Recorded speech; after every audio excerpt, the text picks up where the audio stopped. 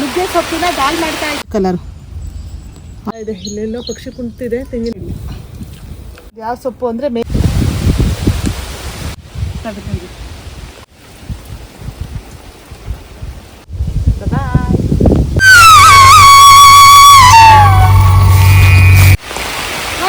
Welcome back to my YouTube channel. Friends, ಎಲ್ಲರೂ ಹೇಗಿದ್ದೀರಾ? ಎಲ್ಲರೂ ಚೆನ್ನಾಗಿದ್ದೀರಾ ಅಂದ್ಕೊಂಡಿದ್ದೀನಿ. ಇವತ್ತು ವಿಡಿಯೋ ಸ್ಟಾರ್ಟ್ ಮಾಡಿದ ತಕ್ಷಣ ಮಳೆ ಬರ್ತಾ ಇದೆ. ಇವತ್ತಿನ ರೆಸಿಪಿಯಲ್ಲಿ ನಾನು ನುಗ್ಗೆ ಸೊಪ್ಪಿನ ದಾಲ್ ಮಾಡ್ತಾ ಇದ್ದೀನಿ. ನುಗ್ಗೆ ಸೊಪ್ಪನ್ನ ಆದಷ್ಟು ಮಾಡಬೇಕು, ಮಳೆಯಲ್ಲೇ ಹೋಗಿ ಮಾಡಬೇಕು, ಚೆನ್ನಾಗಿ ತಗೊಂತಾರಲ್ವ. ಫ್ರೆಂಡ್ಸ್, ನುಗ್ಗೆ ಗಿಡ ಇಲ್ಲೇ ಇದೆ. ಯಾಕೋ ಈ ನಡುವೆ ಸ್ವಲ್ಪ ಸೀಡೆ ಆಗಿದೆ ನುಗ್ಗೆ ಸೊಪ್ಪು, ನೋಡ್ಕೊಂಡು ಕುತ್ಕೋಬೇಕು.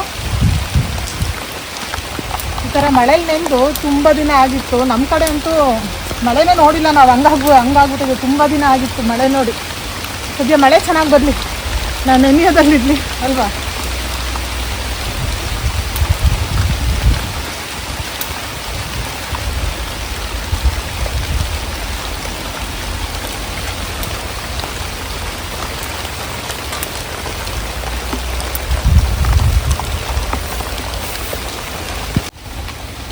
ಫ್ರೆಂಡ್ಸ್, ಈಗ ನುಗ್ಗೆ ಸೊಪ್ಪನ್ನು ಹಾರ್ವೆಸ್ಟ್ ಮಾಡಿದ್ದೀನಿ.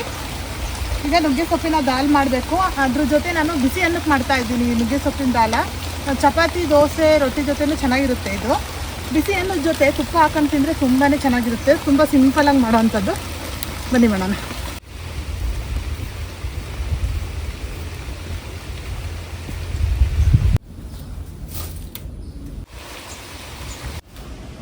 ಫ್ರೆಂಡ್ಸ್, ನುಗ್ಗೆ ಸೊಪ್ಪೆಲ್ಲ ಸೋಸ್ಬೇಕು. ಅದಕ್ಕಿಂತ ಮುಂಚೆ ಒಲೆ ಹಚ್ಬಿಡೋಣ.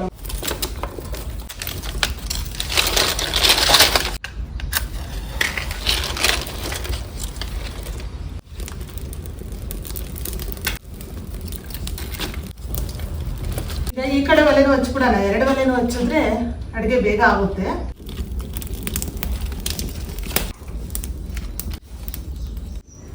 ಈಗ ಎರಡು ಒಲೆ ಮೇಲೂ ಮಣ್ಣಿನ ಪಾತ್ರೆ ಇಟ್ಬಿಡೋಣ.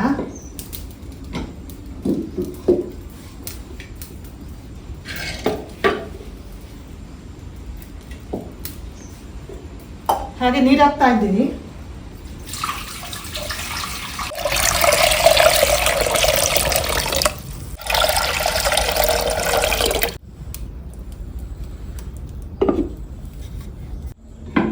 ಫ್ರೆಂಡ್ಸ್, ಈಗ ಎರಡು ಒಲೆ ಮೇಲೂ ನೀರು ಇಟ್ಟಿದ್ದೀನಿ. ನೀರು ಚೆನ್ನಾಗಿ ಬಿಸಿ ಆಗಲಿ.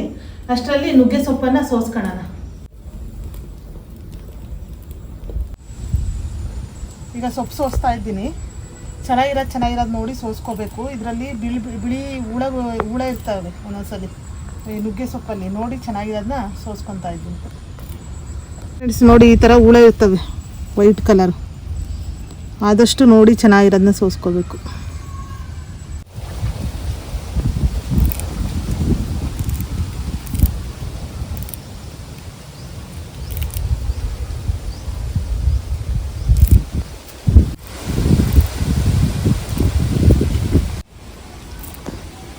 ನುಗ್ಗೆ ಸೊಪ್ಪಿಂದ ಸಾಕಷ್ಟು ರೆಸಿಪಿಗಳನ್ನು ಮಾಡ್ತಾರೆ. ನುಗ್ಗೆ ಸೊಪ್ಪಿನ ಚಟ್ನಿ ಮಾಡ್ತಾರೆ, ನುಗ್ಗೆ ಸೊಪ್ಪಿನ ಸಾರು. ಹಾಗೆ ನುಗ್ಗೆ ಸೊಪ್ಪನ್ನು ಒಣಗಿಸ್ಬಿಟ್ಟು ಅದನ್ನು ಪೌಡರಾಗಿ ಮಾಡಿಕೊಂಡು ನುಗ್ಗೆ ಸೊಪ್ಪಿನ ಚಟ್ನಿ ಪೌಡ್ರು ಅಂತ ಮಾಡ್ತಾರೆ. ಅದು ಎಷ್ಟು ದಿನ ಆದರೂ ಕೆಡೋದಿಲ್ಲ, ಹಾಗೆ ಇಟ್ಕೊಂಡು ತಿನ್ಕೊತಾರೆ. ನಿಮ್ಗೆ ಯಾವ ರೆಸಿಪಿ ಬೇಕು ಅಂತ ನೀವು ಕಮೆಂಟ್ ಮಾಡಿ ತಿಳಿಸಿದ್ರೆ ನಾನು ಅದೇ ರೆಸಿಪಿನ ಮಾಡ್ತೀನಿ. ಹಾಗೆ ನುಗ್ಗೆ ಸೊಪ್ಪಿಂದ ನಿಮ್ಗೆ ಯಾವ ರೆಸಿಪಿ ಮಾಡೋದು ಗೊತ್ತಿದೆ ಅಂದರೆ ಹೊಸ ರೆಸಿಪಿ ಯಾವುದಿದೆ ಅಂತ ಕೂಡ ಕಮೆಂಟ್ ಮಾಡಿ ತಿಳಿಸಿ. ಫ್ರೆಂಡ್ಸ್, ನೋಡಿ ಪಕ್ಷಿ ಸೌಂಡ್ ಬರ್ತಾ ಇದೆ. ಇಲ್ಲೆಲ್ಲೋ ಪಕ್ಷಿ ಕುಂತಿದೆ ತೆಂಗಿನ ಮರದಲ್ಲಿ. ಸೌಂಡ್ ಆಗ್ತಾ ಇದೆ, ಒಂಥರ ಚೆನ್ನಾಗಿದೆ ಕೇಳ್ಕೊಂಡು ಕೆಲಸ ಮಾಡೋಕ್ಕೆ.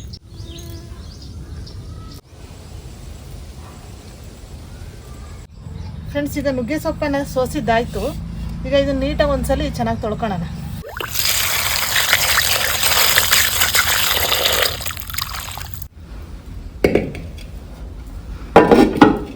ಫ್ರೆಂಡ್ಸ್, ನುಗ್ಗೆ ಸೊಪ್ಪನ್ನು ನೀಟಾಗಿ ತೊಳೆದು ಇಟ್ಕೊಂಡಿದ್ದೀನಿ. ಆವಾಗಲೇ ನೀರು ಬಿಸಿಗಿಟ್ಟಿದ್ನಲ್ಲ, ನೀರು ಬಿಸಿ ಆಗಿದೆ. ಒಂದು ಮಡಿಕೆಗೆ ಅಕ್ಕಿ ತೊಳೆದು ಹಾಕೋಣ, ಅನ್ನ ಮಾಡ್ಕೊಳ್ಳೋಣ.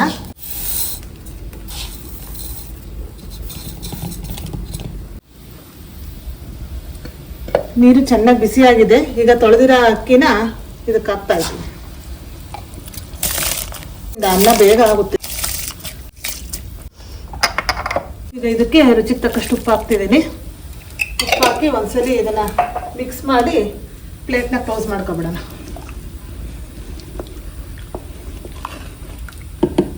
ಈಗ ಪ್ಲೇಟ್ ಕ್ಲೋಸ್ ಮಾಡ್ತಾ ಇದ್ದೀನಿ.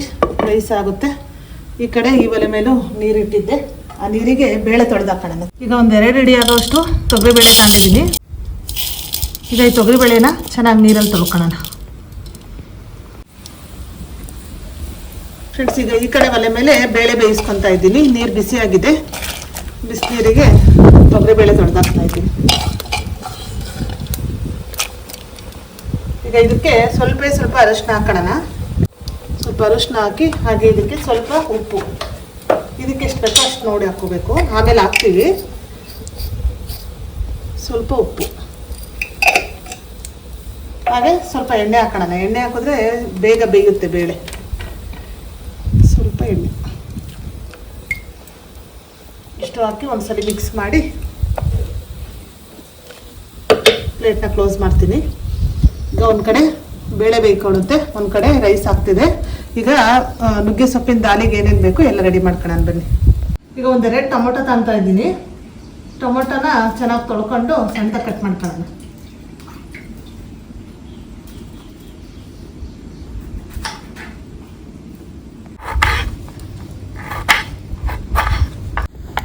ಫ್ರೆಂಡ್ಸ್, ಈಗ ಟೊಮೊಟೊ ಕಟ್ ಮಾಡಿದ್ದಾಯಿತು. 2 ಈರುಳ್ಳಿ ತಗೊತೀನಿ. ಇದನ್ನು ಸಣ್ಣದಾಗಿ ಕಟ್ ಮಾಡ್ಕೊಳ್ಳೋಣ.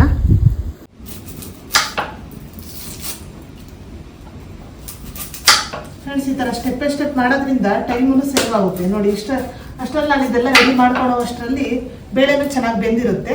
ಒಂದು ಕಡೆ ರೈಸೂ ಆಗ್ತಿದೆ.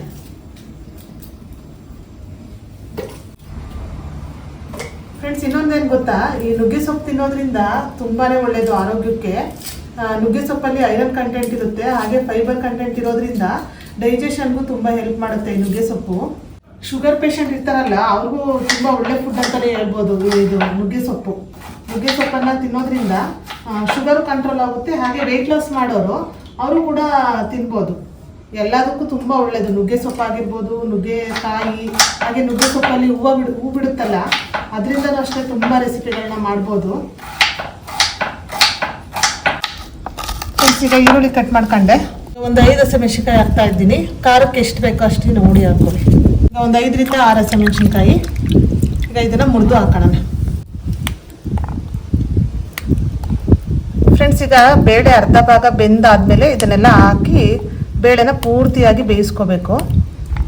ಜೊತೆ ಒಂದು 2 ಗಡ್ಡೆ ಬೆಳ್ಳುಳ್ಳಿನ ಸುಲಿದು ಹಾಕಂತೀನಿ. ನೀಟಾಗಿ ಸುಲ್ಕೊಳ್ಳೋಣ.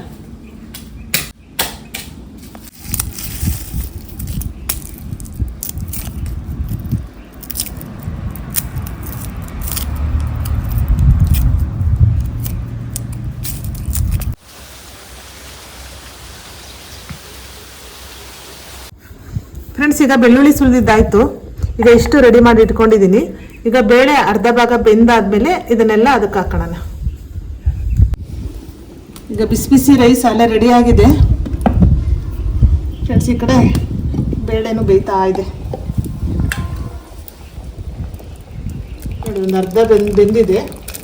ಈ ಟೈಮಲ್ಲಿ ನೀವು ಕುಕ್ಕರ್ಗೆ ಇಡೋದಾದರೆ ಎಲ್ಲ ಒಂದೇ ಸಲ ಹಾಕಿ ಇಡ್ಬೋದು. ಒಲೆ ಮೇಲೆ ಆದರೆ ಈ ಥರ ಸ್ಟೆಪ್ ಬೈ ಸ್ಟೆಪ್ ಬೇಳೆ ಬೇಯಿಸ್ಕೊಂಡು ಆಮೇಲೆ ಇದನ್ನೆಲ್ಲ ಹಾಕ್ಕೋಬೇಕು. ಇಲ್ಲಾಂದರೆ ಎಲ್ಲ ಒಂದೇ ಸಲ ಹಾಕೋದ್ರೆ ಏನಾಗುತ್ತೆ ಅಂದರೆ ಬೇಳೆ ಬೇಗ ಬೇಯೋದಿಲ್ಲ.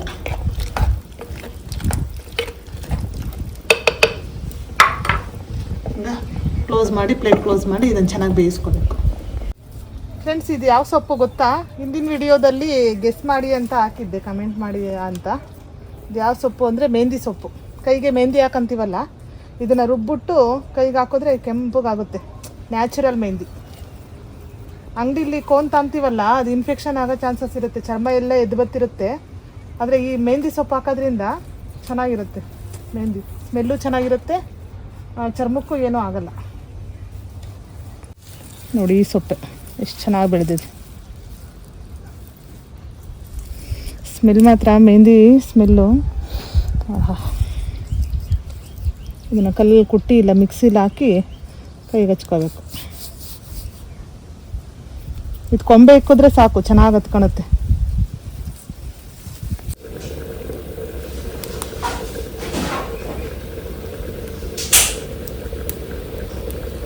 ಕರ್ಬೇವಿನ ಸೊಪ್ಪು ಬೇಕಿತ್ತು, ಕರ್ಬೇವಿನ ಸೊಪ್ಪನ್ನು ಕಿತ್ಕೊಳ್ಳೋಣ ಅಂತ ಬಂದೆ. ಮತ್ತೆ ಸಣ್ಣ ಸಣ್ಣದಾಗಿ ಮಳೆ ಸ್ಟಾರ್ಟ್ ಆಗಿದೆ.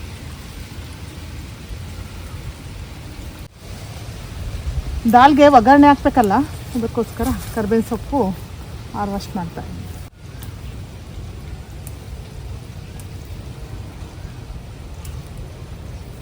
ಸಾಕಿಷ್ಟು ಒಗ್ಗರಣೆ ಹಾಕೋದಕ್ಕೆ. ಫ್ರೆಂಡ್ಸ್, ಈಗ ಬೇಳೆ ಎಲ್ಲ ಚೆನ್ನಾಗಿ ಬೆಂದಿದೆ. ಬೆಂದಿರುತ್ತೆ ಇಷ್ಟರಲ್ಲಿ, ಜಾಸ್ತಿ ನೋಡಿ ಈ ಥರ ಚೆನ್ನಾಗಿ ಬೇಯಬೇಕು. ಈಗ ಇದನ್ನು ಇಳಿಸಿ ಚೆನ್ನಾಗಿ ಮಸ್ಕೊಳ್ಳೋಣ.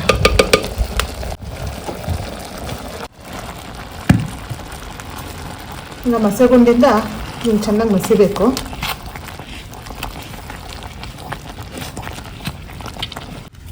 ಈಗ ಚೆನ್ನಾಗಿ ಮಸ್ತಿದ್ದೀನಿ. ಈಗ ಇದನ್ನೊಂದು ಪಾತ್ರೆಗೆ ಎತ್ತಿಟ್ಕೊಳ್ಳೋಣ.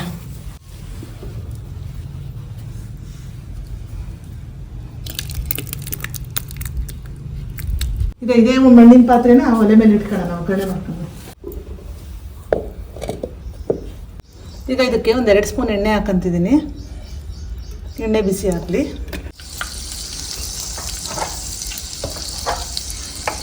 ಎಣ್ಣೆ ಬಿಸಿ ಆಗಿದೆ. ಈಗ ಸ್ವಲ್ಪ ಸಾಸಿವೆ ಹಾಕೋಣ. ಹಾಗೆ ಇದ್ರ ಜೊತೆ ಜೀರಿಗೆ ಹಾಕ್ತಾ ಇದ್ದೀನಿ, ಒಂದು ಅರ್ಧ ಸ್ಪೂನು. ಹಾಗೆ ಕರಿಬೇವು ಸೊಪ್ಪು ಹಾಕೋಣ. ಹಾಗೆ ಒಂದು 4 ಒಣಮೆಣಸಿನ್ಕಾಯಿನ ಮುರಿದು ಹಾಕ್ತಾ ಇದ್ದೀನಿ. ಈ ಟೈಮಲ್ಲಿ ಇದಕ್ಕೆ ನುಗ್ಗೆ ಸೊಪ್ಪನ್ನು ಹಾಕ್ಕೋಬೇಕು. ನುಗ್ಗೆ ಸೊಪ್ಪು ಅವಾಗಲೇ ತೊಳೆದಿಟ್ಕೊಂಡಿದ್ನಲ್ಲ, ನುಗ್ಗೆ ಸೊಪ್ಪನ್ನು ಹಾಕ್ತಾ ಇದ್ದೀನಿ. ನುಗ್ಗೆ ಸೊಪ್ಪು ಹಾಕಿದ್ದೀವಲ್ಲ, ಈ ನುಗ್ಗೆ ಸೊಪ್ಪು ಚೆನ್ನಾಗಿ ಎಣ್ಣೆಯಲ್ಲಿ ಫ್ರೈ ಆಗಬೇಕು. ಅಲ್ಲಿವರೆಗೂ ಫ್ರೈ ಮಾಡ್ಕೋಬೇಕು.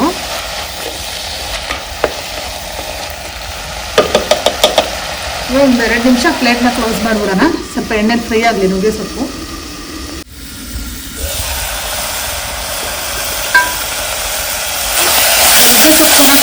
ನೋಡಿ, ನಾವು ಎಷ್ಟೊಂದು ನುಗ್ಗೆ ಸೊಪ್ಪು ಹಾಕಿದ್ದು ಎಣ್ಣೆಲಿ ಫ್ರೈ ಆಗಿ ಇಟ್ಕೊಂಡಿದ್ದು.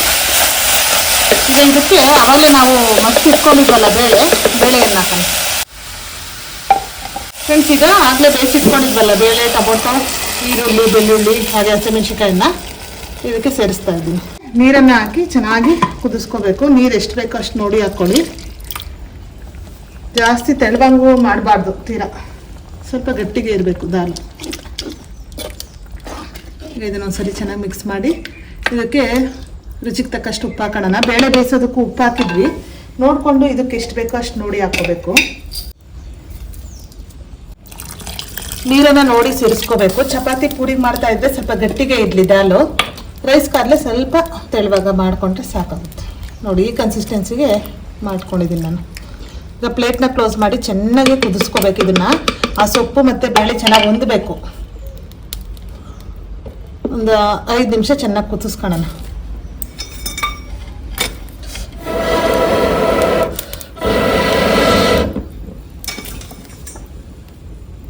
ಸೀತಾಫಲನ ಹಾರ್ವೆಸ್ಟ್ ಮಾಡಬೇಕು ಇವತ್ತು.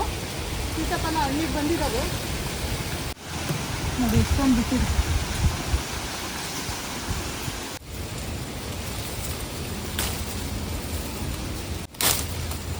ಇದು ಹಣ್ಣಿಗೆ ಬಂದಿದೆ. ಈ ಥರ ಓಪನ್ ಆಗಿದ್ರೆ ಕಣ್ಣುಗಳು ಹಣ್ಣಿಗೆ ಬಂದಿದೆ ಅಂತ. ಇದನ್ನ ಗೋಣಿ ಚೀಲದಲ್ಲಿ ಇಟ್ಟರೆ ಹಣ್ಣಾಗುತ್ತೆ.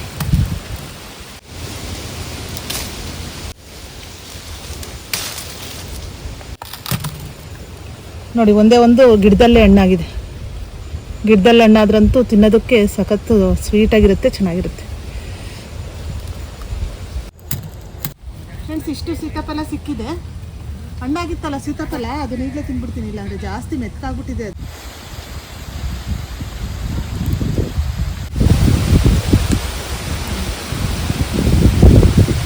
ಸಖತ್ ಸ್ವೀಟ್ ಅದು.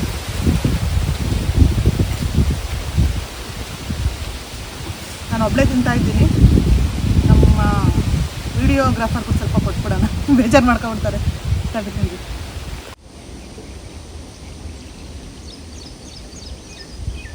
ಫ್ರೆಂಡ್ಸ್, ಈಗ ಇದು ಆಗಿದೆ. ಚೆನ್ನಾಗಿ ಕುದೀತಾ ಇದೆ ನೋಡಿ. ಚೆನ್ನಾಗಿ ಸೊಪ್ಪು ಬೇಳೆ ಎಲ್ಲ ಚೆನ್ನಾಗಿ ಹೊಂದಿ ಸೊಪ್ಪನ್ನು ಕೂಡ ಚೆನ್ನಾಗಿ ಬೆಂದಿದೆ. ಈಗ ನುಗ್ಗೆ ಸೊಪ್ಪಿನ ದಾಲು ರೆಡಿ ಆಯಿತು. ಈಗ ಟೇಸ್ಟ್ ಮಾಡಿ ಹೇಳ್ತೀನಿ ಹೇಗೆ ಬಂದಿದೆ ಅಂತ. ಬಿಸಿ ಬಿಸಿ ಅನ್ನದ ಜೊತೆ ನುಗ್ಗೆ ಸೊಪ್ಪಿನ ದಾಲನ್ನ ಹಾಕೊಂಡು ತಿನ್ನೋಣ.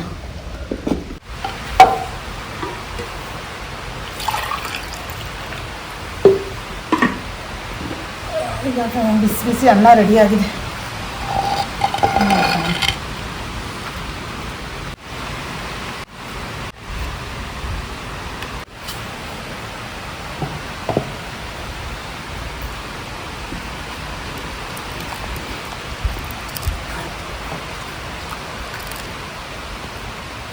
ಫ್ರೆಂಡ್ಸ್, ಈಗ ಬಿಸಿ ಅನ್ನದ ಮೇಲೆ ನುಗ್ಗೆ ಸೊಪ್ಪಿನ ದಾಲ್ ಹಾಕ್ಕೊಂಡು ಟೇಸ್ಟ್ ಮಾಡಿ ಹೇಳ್ತೀನಿ. ಹೊರಗೆ ಬೇರೆ ಮಳೆ ಬರ್ತಾ ಇದೆ.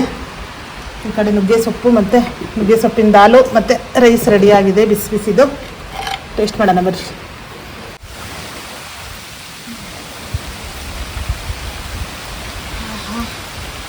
ಮಳೆಯಲ್ಲಿ ನುಗ್ಗೆ ಸೊಪ್ಪಿನ ದಾಲ್ ಜೊತೆಯಲ್ಲಿ ಟೇಸ್ಟ್ ಮಾಡಿ ಹೇಳ್ತೀನಿ ಹೆಂಗೆ ಬಂದಿದೆ ಅಂತ. ಮಳೆ ಬೇರೆ ಬರ್ತಾ ಇದೆ. ಬಿಸಿ ಬಿಸಿ ರೈಸು ಮತ್ತು ನುಗ್ಗೆ ಸೊಪ್ಪಿನ ದಾಲು.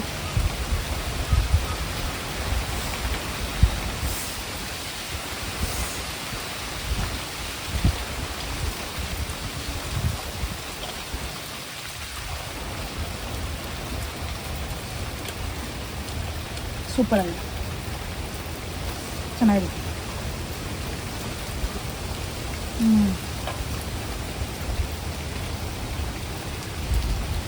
ಮಳೆಗೆ ಬಿಸಿ ಬಿಸಿ ಇದಕ್ಕೆ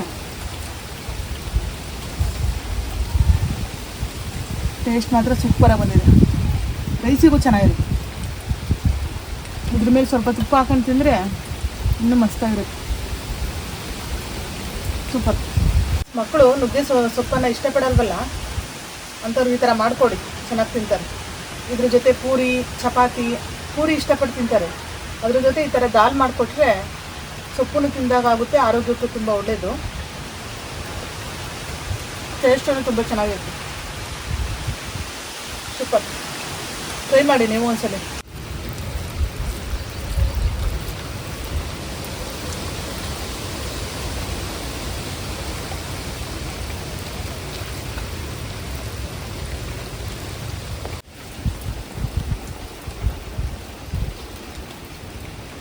ಸೂಪರ್. ಫ್ರೆಂಡ್ಸ್, ಇವತ್ತಿನ ಫುಡ್ ಬ್ಲಾಗು ತಮ್ಮೆಲ್ಲರಿಗೂ ಇಷ್ಟ ಆಗಿದೆ ಅಂದ್ಕೊಂಡಿದ್ದೀನಿ. ಇಷ್ಟ ಆಗಿದ್ದರೆ ವಿಡಿಯೋನ ಲೈಕ್ ಮಾಡಿ, ಹಾಗೆ ನಿಮ್ಮ ಫ್ರೆಂಡ್ಸ್ ಆ್ಯಂಡ್ ಫ್ಯಾಮಿಲಿಗೂ ಈ ವಿಡಿಯೋವನ್ನು ಶೇರ್ ಮಾಡಿ. ಮುಂದಿನ ಫುಡ್ ಬ್ಲಾಗಲ್ಲಿ ಯಾವ ಥರ ರೆಸಿಪಿ ಬೇಕು ಅಂತ ಕಮೆಂಟ್ ಮಾಡಿ ತಿಳಿಸಿ. ಮುಂದಿನ ಫುಡ್ ಬ್ಲಾಗಲ್ಲಿ ಮತ್ತೊಂದು ಹೊಸ ರೆಸಿಪಿಯೊಂದಿಗೆ ಬರ್ತೀನಿ. ಅಲ್ಲಿವರೆಗೂ ಟೇಕ್ ಕೇರ್. ಬಾಯ್.